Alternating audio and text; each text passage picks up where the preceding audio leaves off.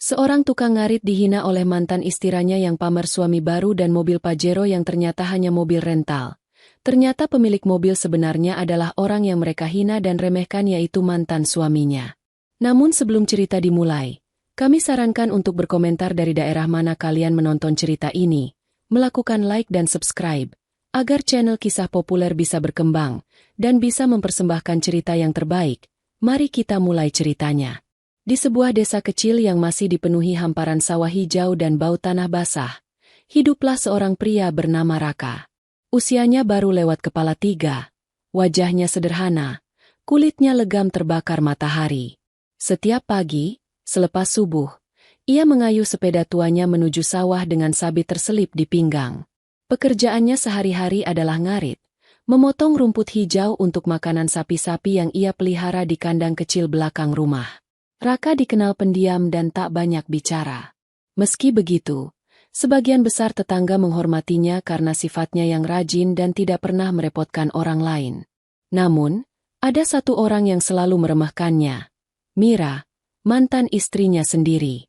Mira adalah perempuan cantik yang dulu pernah Raka cintai dengan sepenuh hati. Mereka menikah saat masih muda, dengan segala keterbatasan. Raka membangun rumah tangga itu dari nol, menabung dari hasil tani dan ternak. Namun, kebahagiaan itu tak bertahan lama. Mira merasa hidupnya terlalu berat. Ia ingin sesuatu yang lebih mewah, lebih berkilau. Perbedaan pandangan itulah yang akhirnya membuat mereka berpisah. Setelah bercerai, Mira menikah dengan seorang pria kota bernama Doni. Lelaki itu datang ke desa dengan mobil berkilau, pakaian rapi, dan gaya hidup yang membuat banyak orang kagum. Mira semakin tinggi hati. Setiap kali bertemu Raka di jalan, ia tak segan melontarkan ejekan. "Kasihan sekali ya kamu, Rak," katanya suatu sore saat melihat Raka memanggul ikatan rumput. "Kalau dulu kamu bisa ngasih aku kehidupan yang layak, aku nggak mungkin susah-susah harus cerai. Untunglah aku sekarang punya suami yang lebih mapan." Raka hanya tersenyum tipis, tidak pernah membalas kata-kata itu. Hatinya memang perih, tapi ia percaya hidup bukan tentang siapa yang lebih kaya atau siapa yang punya mobil lebih bagus. Hidup, baginya, tentang kesabaran dan keikhlasan. Namun, di balik kesederhanaan dan kebisuannya, banyak orang tak tahu bahwa Raka menyimpan sesuatu. Sesuatu yang bahkan tak pernah ia tunjukkan, karena ia lebih memilih hidup rendah hati. Dan di suatu hari nanti, dunia akan tahu siapa sebenarnya Raka yang sering diremehkan itu. Pagi itu, pasar desa ramai seperti biasa. Aroma sayur segar bercampur dengan bau ikan asin dan teri goreng yang baru saja diangkat dari wajan. Suara tawar-menawar memenuhi udara, riuh rendah. Namun bagi Raka semua itu terasa biasa. Ia datang ke pasar dengan tujuan sederhana, membeli garam untuk sapinya dan beberapa kebutuhan dapur. Dengan baju lengan panjang yang sudah lusuh dan celana penuh bercak lumpur, Raka berjalan tenang menyusuri lorong-lorong pasar. Di pundaknya tergantung tas anyaman yang mulai usang. Ia tidak pernah peduli bagaimana orang menilai penampilannya.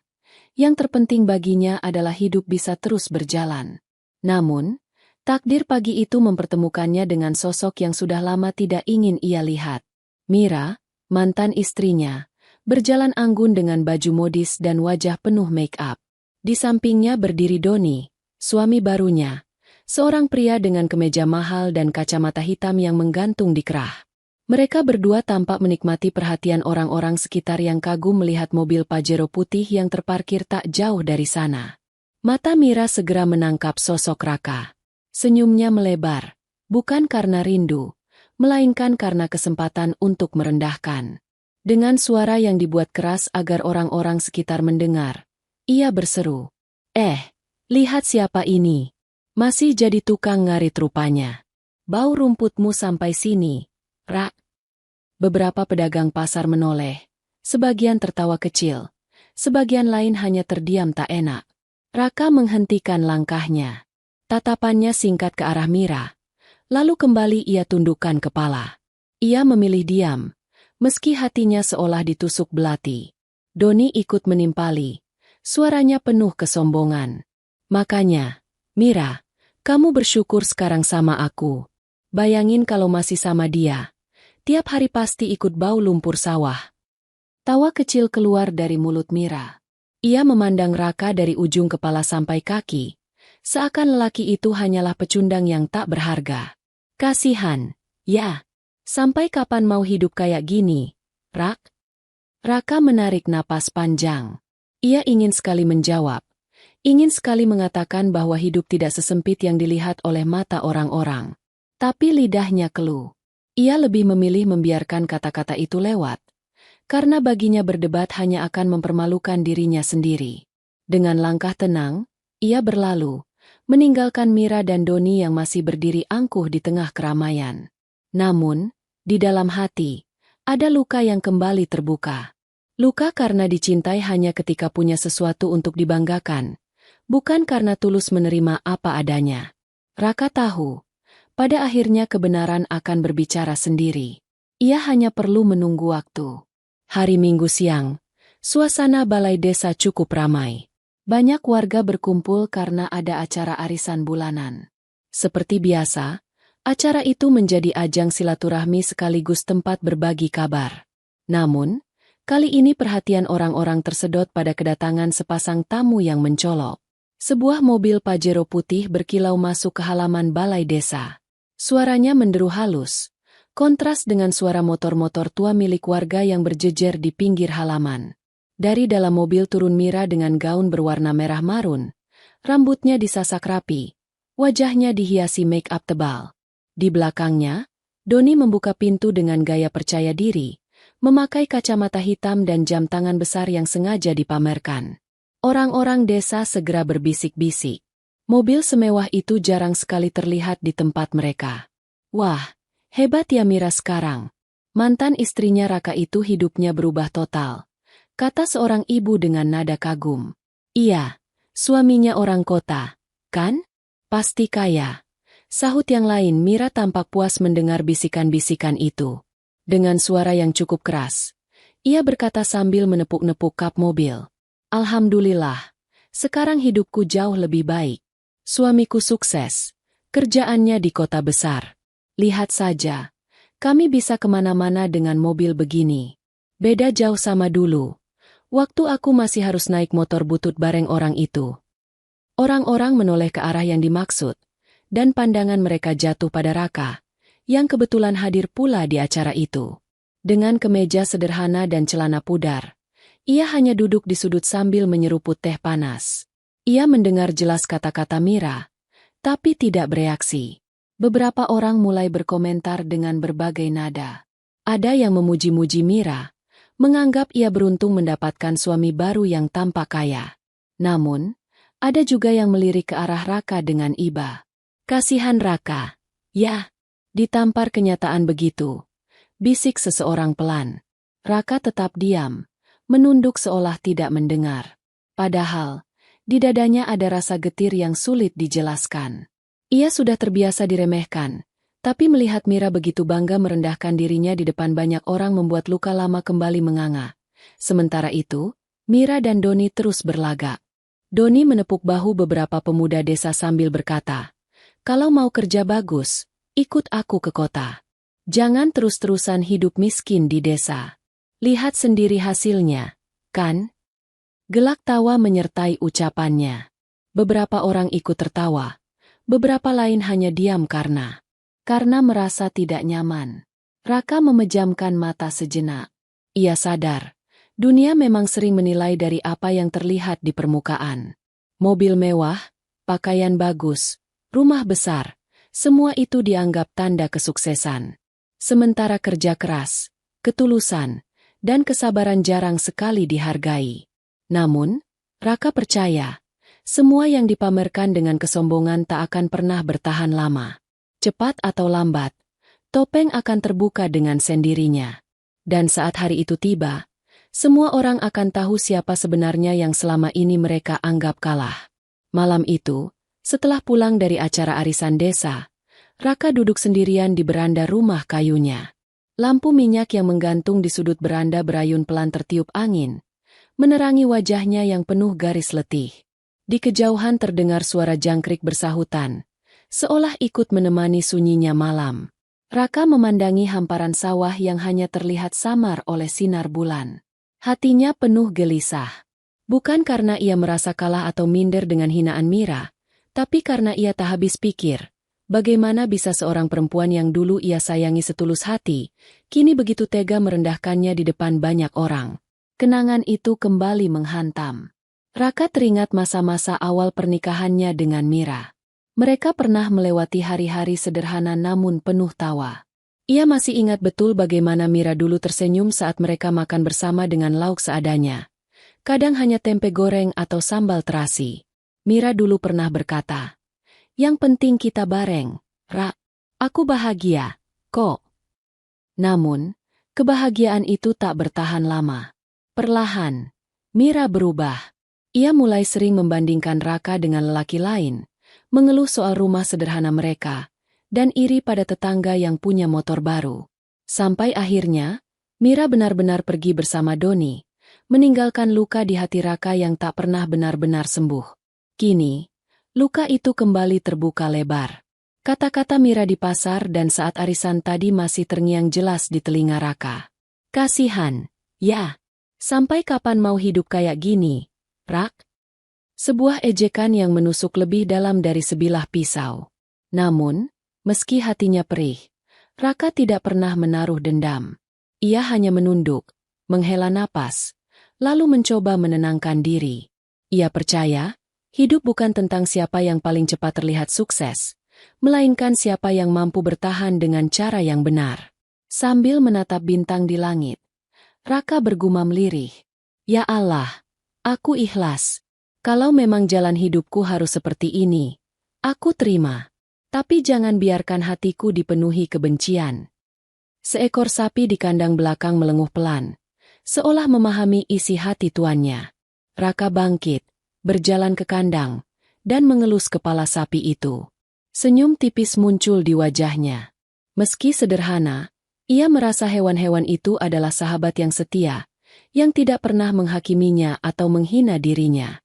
Di dalam hati kecilnya, Raka menyimpan sebuah tekad. Ia akan tetap sabar, tetap rendah hati, meski dunia memandangnya sebelah mata. Karena ia tahu, kesabaran selalu membawa balasan indah pada waktunya. Dan malam itu, meski luka lama kembali terbuka, Raka berjanji pada dirinya sendiri untuk tidak membiarkan luka itu mengubahnya menjadi sosok yang pahit dan penuh dendam. Ia akan tetap menjadi Raka yang sama, sederhana, tulus, dan kuat. Keesokan harinya, suasana desa ramai bukan main. Seolah seluruh warga punya bahan obrolan baru yang tak ada habisnya. Mira dan Doni dengan mobil Pajero putihnya. Di warung kopi dekat persimpangan jalan, para lelaki desa berkumpul sambil menyeruput kopi hitam. Percakapan mereka hampir selalu kembali ke topik yang sama. "Hebat ya si Doni itu," kata seorang lelaki tua sambil menepuk meja. "Baru datang ke desa udah bawa mobil mewah. Jarang-jarang kita lihat Pajero di sini." "Betul," sahut yang lain. "Makanya nggak salah kalau Mira lebih milih dia daripada Raka. Lawong jelas kelihatan bedanya jauh." Obrolan itu menyebar cepat. Di pasar, di sawah, bahkan di sumur umum tempat ibu-ibu desa mengambil air, topiknya tetap sama. Mira dianggap perempuan paling beruntung karena punya suami kaya. Sementara nama Raka disebut dengan nada iba, atau kadang dengan cibiran halus. Kasihan Raka, kalah telak. Mantan istrinya hidup mewah, dia masih ngarit saja. Ya, gimana lagi? Rejeki orang kan beda-beda. Raka mendengar semua itu, meski tak pernah ikut nimbrung.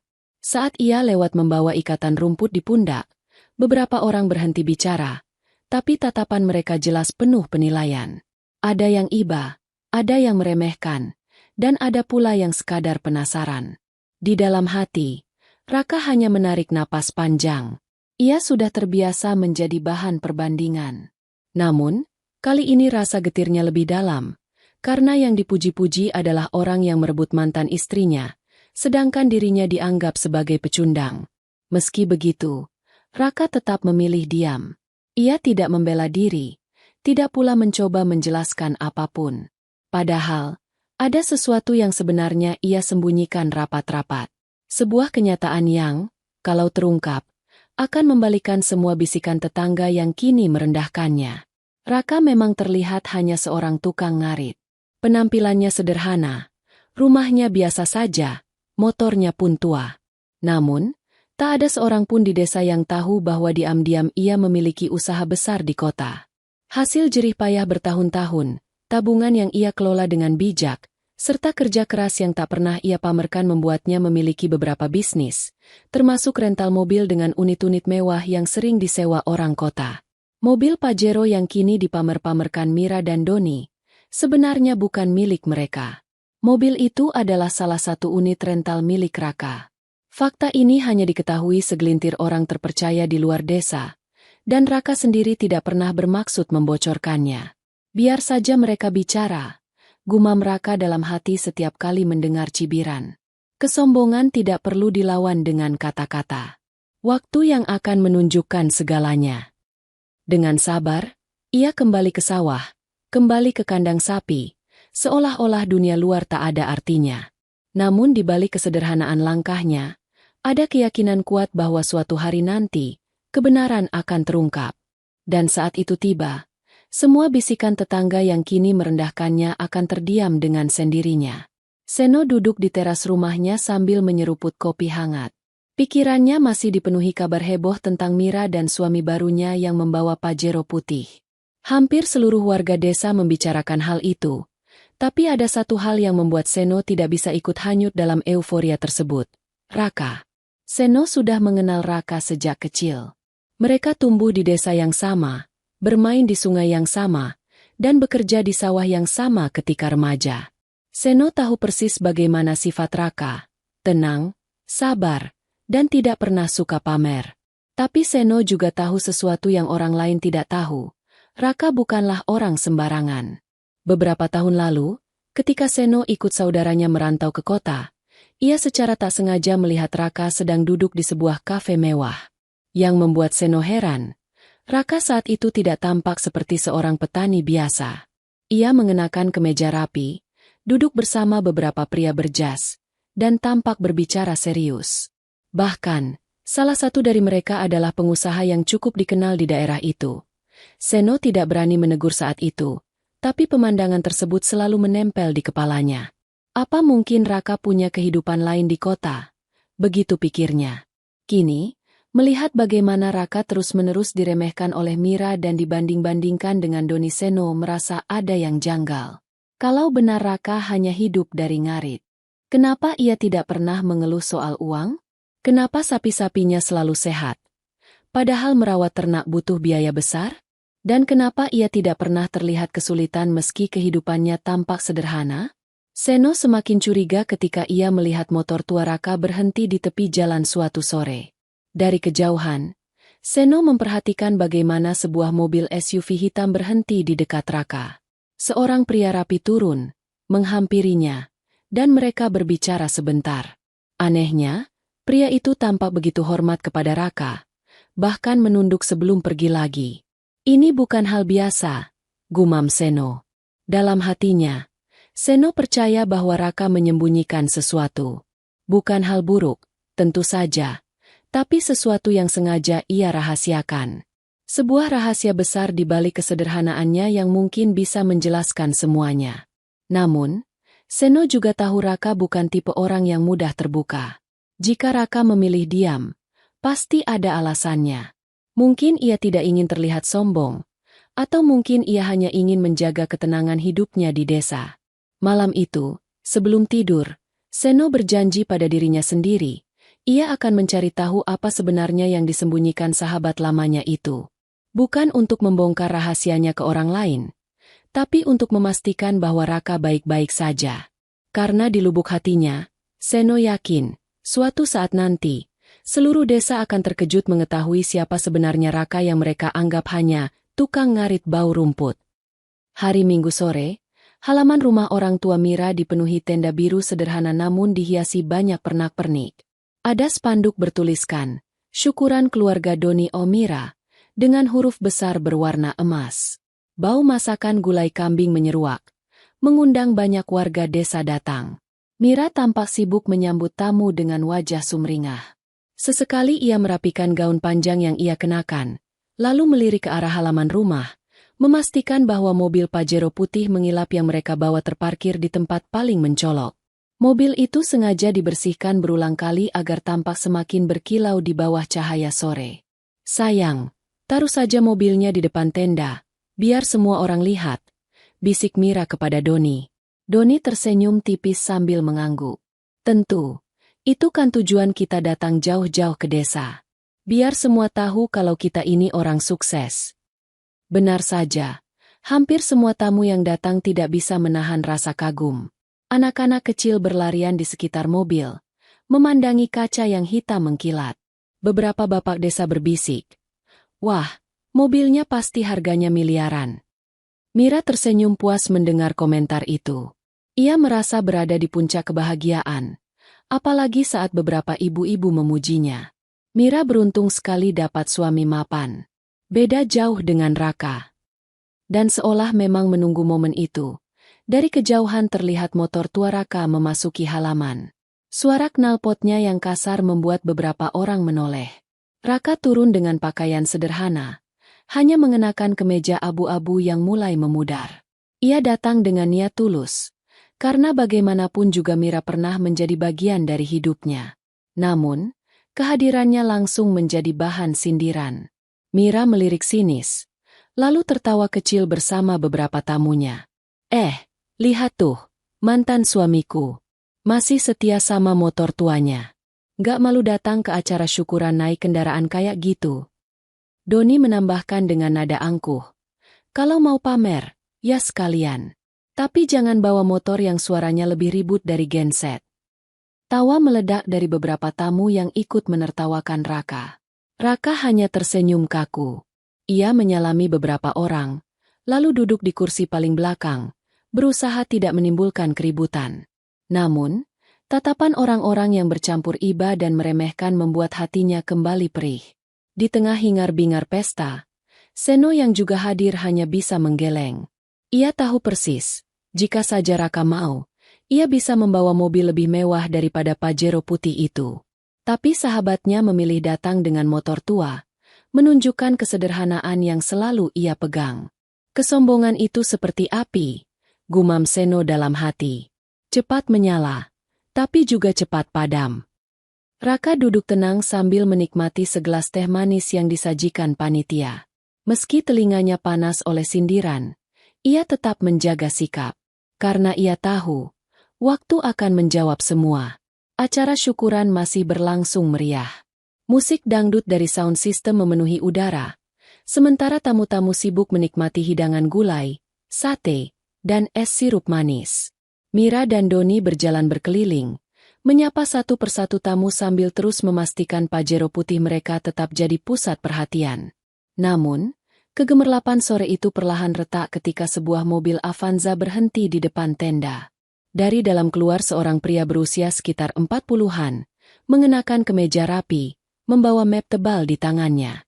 Ia berjalan tegap menuju area pesta. Beberapa tamu menoleh, penasaran. Pria itu tampak serius, wajahnya tanpa senyum. Ia langsung menghampiri Doni yang sedang berbincang dengan kepala desa. "Permisi, Pak Doni," ucapnya tegas. "Saya dari perusahaan rental mobil. Mohon maaf, mobil Pajero yang Anda gunakan harus segera dikembalikan. Kontrak sewanya sudah lewat jatuh tempo." Seketika suasana menjadi hening. Semua orang yang mendengar langsung saling pandang. Doni tercekat, wajahnya pucat. Mira menelan ludah. Kaget bukan main. "Maksud Anda apa?" tanya Doni, berusaha tenang meski suaranya bergetar. Pria itu membuka map dan menunjukkan beberapa dokumen. "Ini bukti perjanjian sewa. Pajero putih dengan nomor polisi ini jelas tercatat sebagai unit rental. Anda belum melunasi biaya sewanya, jadi kami wajib menarik kembali." Bisik-bisik segera terdengar dari para tamu. "Loh, jadi mobil itu bukan milik mereka? Pantas saja cuma pamer-pamer terus. Ya ampun, malu banget kalau ternyata cuma sewaan." Mira panik. Ia mencoba tersenyum, lalu berkata dengan suara bergetar, "Mungkin ada salah data. Suamiku ini orang mampu. Mana mungkin cuma sewa. Namun pria itu hanya menggeleng. Tidak ada kesalahan, Bu. Semua jelas tertulis di sini. Dan satu hal lagi. Ia berhenti sejenak, lalu menatap seisi ruangan. Pemilik resmi usaha rental ini adalah Pak Raka. Semua mata sontak beralih ke arah belakang. Tempat Raka duduk diam sejak awal acara. Raka yang sejak tadi hanya menikmati teh manis kini mendongak perlahan. Wajahnya tenang, tanpa ada tanda-tanda kaget. Mira membeku di tempat. Rasanya darahnya berhenti mengalir. Doni pun terdiam, tidak mampu berkata apa-apa. Mereka baru saja merendahkan Raka habis-habisan. Sementara mobil mewah yang mereka banggakan ternyata milik orang yang mereka hina. Kepala desa yang sedari tadi ikut memperhatikan langsung mengangkat alis. Benarkah begitu, Rak? Tanyanya dengan nada heran. Raka tersenyum tipis. Benar, Pak. Tapi saya tidak ingin mempermalukan siapapun. Kalau memang mobil itu sudah jatuh tempo sewanya, silakan diurus saja sesuai aturan. Jawaban itu membuat suasana semakin sunyi. Beberapa tamu menutup mulutnya agar tidak terdengar tertawa. Ada pula yang berbisik kagum, karena ternyata Raka, si tukang ngarit yang sering diremehkan, adalah pemilik bisnis besar yang tak pernah ia pamerkan. Mira menunduk. Wajahnya panas menahan malu.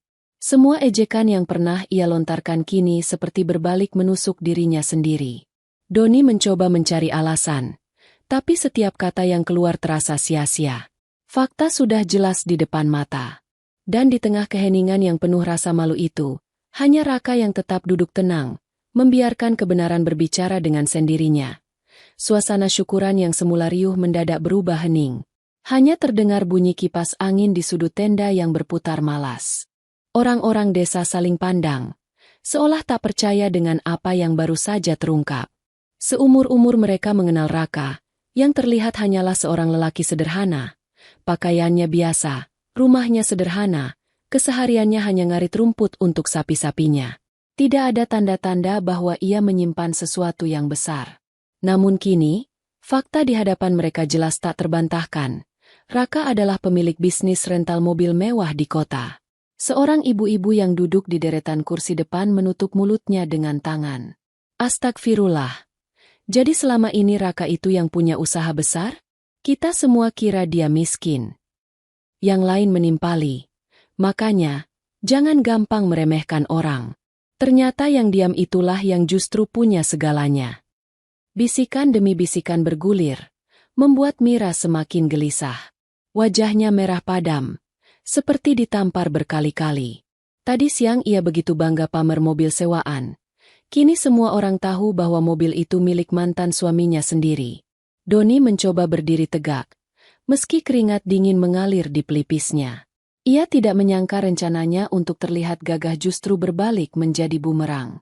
Semua orang kini memandangnya bukan dengan kagum, melainkan dengan tatapan penuh ejekan terselubung. Sementara itu, Raka tetap duduk di kursinya dengan tenang. Ia tidak berkata banyak. Hanya menatap tamu-tamu yang kini membicarakan dirinya. Tidak ada rasa ingin membalas. Tidak ada pula kebanggaan yang ditunjukkan. Sikapnya tetap rendah hati. Seolah-olah semua pengungkapan tadi bukanlah hal besar. Kepala desa akhirnya angkat bicara, memecah keheningan. Raka, kenapa kamu tidak pernah cerita soal ini? Kalau benar kamu punya usaha besar di kota, kenapa masih memilih hidup sederhana di sini? Raka tersenyum tipis. Saya hanya ingin hidup tenang, Pak. Saya memang punya usaha, tapi saya tidak merasa perlu menunjukkannya. Saya bahagia dengan sawah saya, dengan sapi-sapi saya. Itu sudah cukup. Jawaban sederhana itu membuat beberapa orang menunduk, malu pada diri sendiri. Mereka yang selama ini meremehkan Raka kini sadar betapa piciknya pikiran mereka. Anak-anak kecil yang tadinya berlarian di sekitar Pajero kini mulai bubar, kehilangan minat. Mobil yang tadi dikagumi berubah jadi simbol kebohongan. Sebaliknya, tatapan mereka beralih pada Raka, pria sederhana yang tiba-tiba tampak begitu besar wibawanya. Mira menggigit bibir. Setiap kata Raka seperti menampar harga dirinya. Ia baru sadar, Lelaki yang dulu ia tinggalkan ternyata jauh lebih berharga daripada suami barunya sekarang. Namun, semua sudah terlambat. Orang-orang desa kini mulai mengagumi Raka, bukan karena kekayaannya, tapi karena sikap rendah hatinya yang tidak pernah berubah meski kenyataannya ia lebih berhasil dari siapapun di desa itu. Sore itu, pesta syukuran yang seharusnya jadi momen kebanggaan Mira dan Doni justru berubah menjadi panggung malu. Dan di tengah semua itu, hanya satu orang yang tetap tenang, tak terpengaruh, Raka. Lelaki yang selama ini dianggap cuma tukang ngarit, kini menunjukkan bahwa diam bisa jauh lebih lantang daripada 1000 kata sombong. Mira duduk di kursi pelaminan yang sudah dihiasi pita merah. Tapi kini suasana hati yang ia rasakan jauh dari kata bahagia. Wajahnya terasa panas, seolah ribuan mata tamu menatapnya penuh sindiran. Hatinya berdegup keras, bukan lagi karena bangga, melainkan karena rasa malu yang tak tertahankan. Setiap detik terasa begitu lama. Bisikan-bisikan tamu yang dulu memuji kini berubah jadi cibiran halus. Kasihan, ya, ternyata cuma pamer mobil sewaan. Padahal tadi dia sombong sekali sama Raka. Malah ternyata mobil itu milik Raka sendiri. Kata-kata itu menusuk telinga Mira, membuat tubuhnya gemetar. Ia ingin sekali bangkit, lari, dan bersembunyi, tapi kakinya seolah tertancap ke lantai. Doni di sampingnya pun tak kalah kalut. Ia berusaha menjaga wibawa, namun sorot matanya yang gelisah sudah cukup menunjukkan rasa malunya. Mira menoleh perlahan ke arah belakang tenda. Di sana, Raka duduk tenang, wajahnya datar, seolah semua ejekan dan penghinaan yang dulu dilontarkan Mira tak pernah terjadi. Justru ketenangan itulah yang membuat Mira semakin sesak.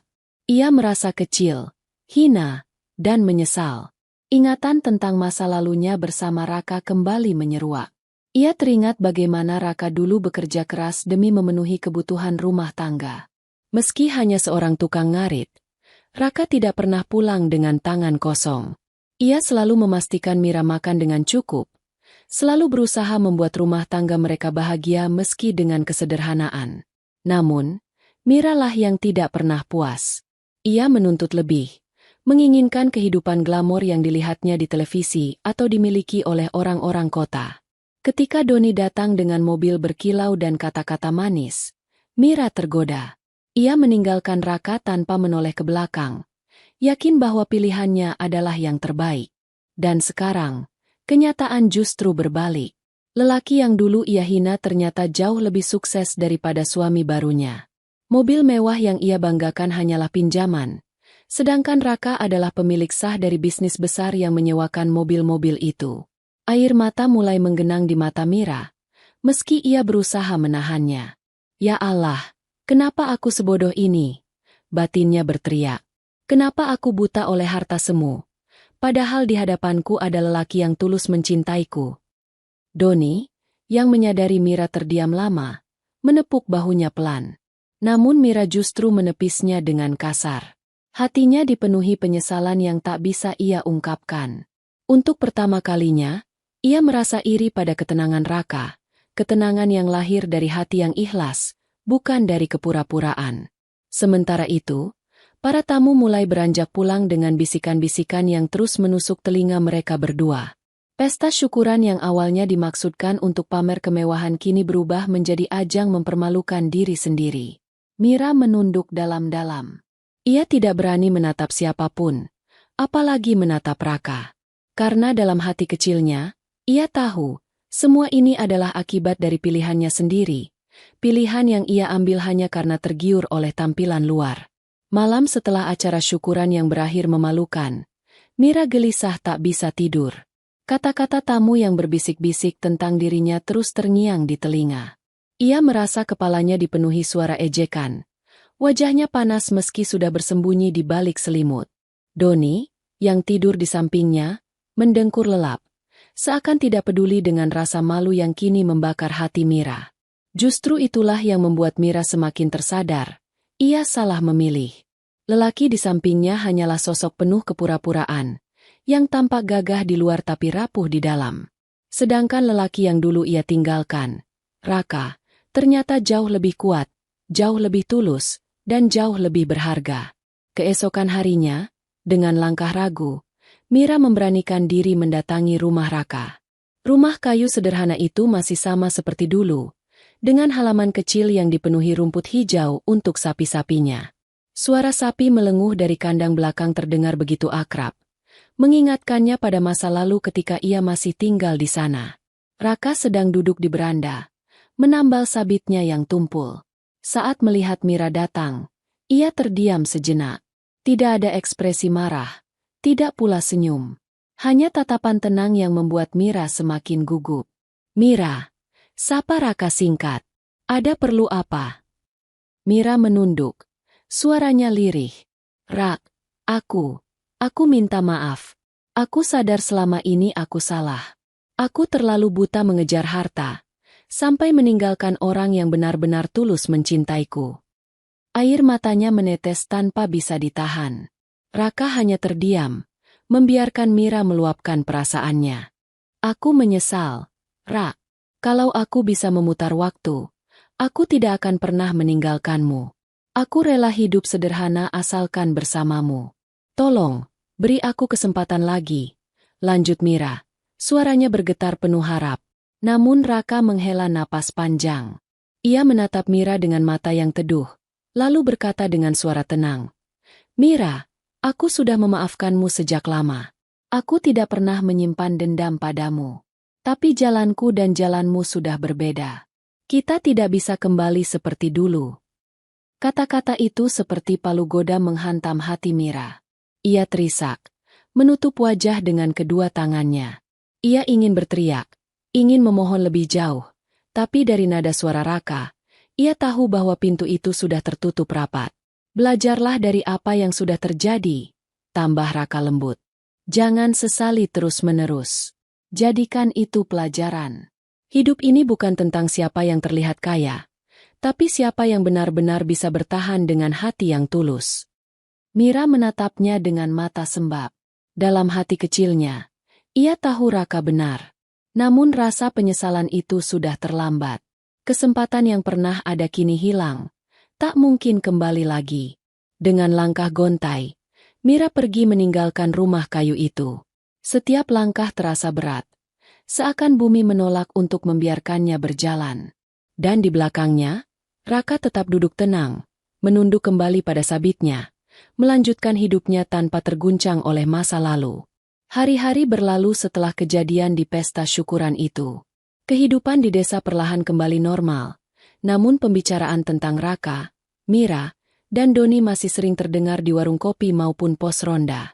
Orang-orang desa kini melihat Raka dengan cara yang berbeda. Ia bukan lagi si tukang ngarit yang miskin, melainkan sosok yang dihormati karena kesederhanaannya. Raka sendiri tidak banyak berubah. Setiap pagi ia masih terlihat di sawah dengan sabit di tangan, memotong rumput untuk sapi-sapinya. Pakaian yang dikenakan tetap sederhana, kaos lusuh, celana panjang, dan topi caping yang melindunginya dari terik matahari. Jika ada yang menyapanya, ia hanya tersenyum ramah, seolah semua penghinaan dan cibiran yang pernah menimpanya tak pernah ada. Padahal, di balik kesederhanaannya, Raka kerap bolak-balik ke kota untuk mengurus bisnisnya. Usaha rental mobil mewah yang ia jalankan berkembang pesat.